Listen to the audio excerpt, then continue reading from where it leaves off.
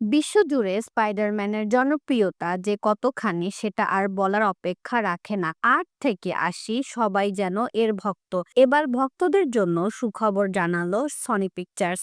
আসছে স্পাইডারম্যান সিরিজের নতুন সিনেমা, তবে এবার আলাদা মোড়কে নতুন নামে আসছে এই সিনেমাটি। পরিচালক ডেস্টিন ড্যানিয়েল ক্রেটন ইতিমধ্যেই ঘোষণা করেছে নতুন সিনেমার টম হল্যান্ড হতে চলেছে এই সিনেমার নায়ক। স্পাইডারম্যান ফ্র্যাঞ্চাইজির চতুর্থ সিনেমার নতুন নামও চূড়ান্ত করেছে সনি পিকচার্স। স্পাইডারম্যান এখন স্পাইডারম্যান ব্র্যান্ড নিউ ডে। একই সঙ্গে সিনেমাটির মুক্তির তারিখও ঘোষণা করেছে সংস্থাটি। দ্য হলিউড রিপোর্টার এর প্রতিবেদন অনুযায়ী গত সোমবার সিনেমাকন ফেস্টিভ্যালে স্পাইডারম্যান 4 এর ঘোষণা করেছে পরিচালক ডেস্টিন ড্যানিয়েল ক্রেটন। বলেন, এই প্রজেক্টটি নিয়ে তিনি ভীষণ আগ্রহী। ক্রেটন এর আগে দ্য লেজেন্ড অব দ্য 10 রিংসও পরিচালনা করেছিলেন। পরিচালক ডেস্টিন ড্যানিয়েল ক্রেটন আরও বলেন, আমি নিজেও স্পাইডারম্যান চরিত্রটির একজন বড় ভক্ত। স্পাইডারম্যান 4 এর নাম স্পাইডারম্যান ব্র্যান্ড নিউ ডে ঘোষণার পাশাপাশি সিনেমাটির মুক্তির তারিখও ঘোষণা করেছেন।